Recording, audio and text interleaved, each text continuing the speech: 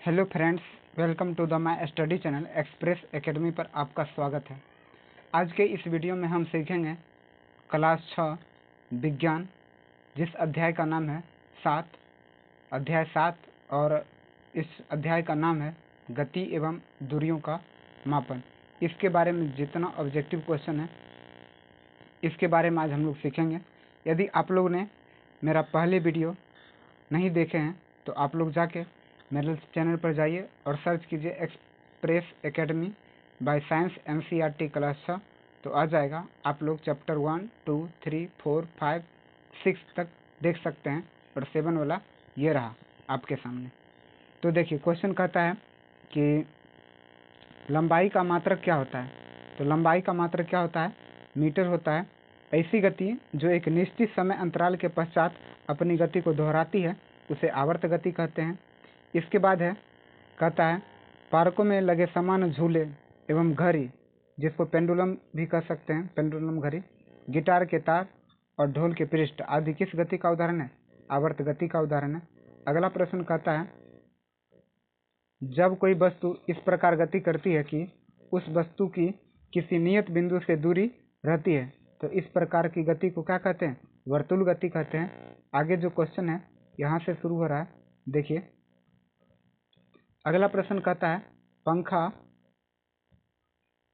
पंखा, घड़ी की सुई, कुम्हार के चाक आदि किस गति के उदाहरण है? वर्तुल गति के उदाहरण है। इसके बाद अगला प्रश्न है वाहनों की गति किस प्रकार की गति है? सरल रेखीय गति है। जब कोई वस्तु सरल रेखा के अनुदिश गति करती है तो ऐसी गति को क्या कहते हैं? सरल रेखीय गति कहते हैं। 1 मीटर में 100 सेंटीमीटर होता है, 1 किलोमीटर में 1000 मीटर होता है और 1 ग्राम में कितना ग्राम, 1 किलोग्राम में 1000 ग्राम होता है।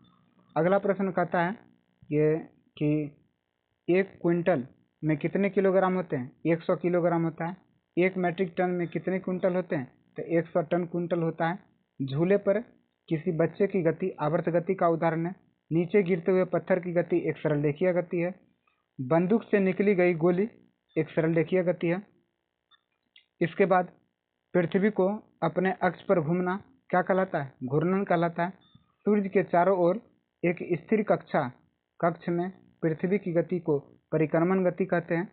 इसके बाद अगला प्रश्न कहता है सरल रेखीय गति होती है सड़क पर, यानी सड़क पर कार की गति एक सरल रेखीय गति का उदाहरण है। कौन आवर्त गति का उदाहरण है? पृथ्वी की गति जो है आवर्त गति का उदाहरण है। लंबाई की न्यूनतम इकाई फर्मी मीटर होता है। क्षेत्रफल किसे कहते हैं? किसी वस्तु की सतह के मापने को क्षेत्रफल कहते हैं। वक्र की, यानी वक्र रेखा की लंबाई मापी जाती है धागे से। जैसे टेढ़ा मेढ़ा रहेगा, ऐसे ऐसे रहेगा, तो हम क्या इसको स्केल से नाप सकते हैं? नहीं, इसको हम धागा से ही नाप सकते हैं। अगला कहता है कि वृक्ष से गिरते हुए फल पर कौन सा बल कार्य करता है? गुरुत्व बल कार्य करता है। वृक्ष की शाखाओं पर इधर उधर लहराना किस गति का उदाहरण है? आवर्त गति का उदाहरण है। अगला प्रश्न कहता है सितार की बोरियों की गति किस गति का उदाहरण है? आवर्त गति का उदाहरण है। बजाते समय ढोल की गति आवर्त गति का उदाहरण है। किस वर्ष फ्रांसीसियों ने मापन की एक प्रणाली दिया जिसे मिट्टी पद्धति कहते हैं? वो 1970 में दिया था। किसका आविष्कार यातायात प्रणाली से सबसे पहले अहम आविष्कार माना जाता है? पहिए का आविष्कार माना जाता है। अगला प्रश्न कहता है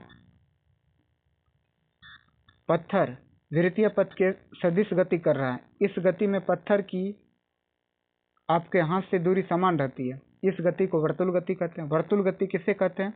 घूर्णन करते समय अंकित चिन्ह से दूरी समान होती है। जैसे मान लीजिए कि पेन है, उसमें एक हम धागा बांध के और पत्थर को घुमाते रहते हैं, तो वो वृत्तीय गति का मतलब एग्जाम्पल देता है। किसी सिलाई मशीन में सुई की गति आवर्त गति का उदाहरण है। मापन की एक मानक प्रणाली को क्या कहते हैं? मीट्रिक पद्धति कहते हैं। अगला प्रश्न कहता है कि वर्तुल गति का उदाहरण है कुएं से जल बाहर निकालना, और इसमें कुएं से बाहर निकालते समय डोल, पंखे के पैरों की गति और रस्सी में बंधे पत्थर की गति वर्तुल गति का उदाहरण। आगे देखिए, यहाँ से शुरू होता है, किधर गया ये प्रकाश का परावर्तन आ गया, यहाँ से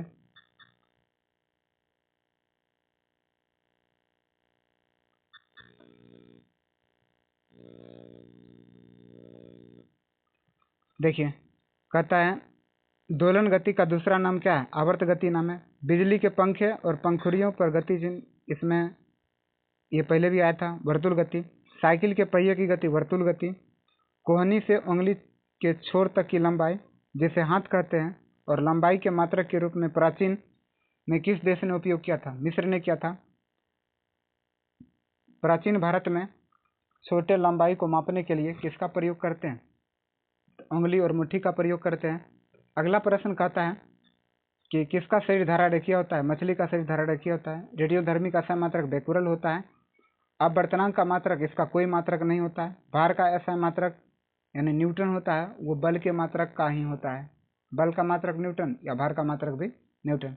किस युग्म की इकाई समान नहीं होता है? बल और दाब का समान नहीं होता है। बल का SI मात्रक न्यूटन होता है, दाब का SI मात्रक पास्कल होता है। मात्रक कूलम प्रति सेकंड का दूसरा नाम क्या है? एम्पियर।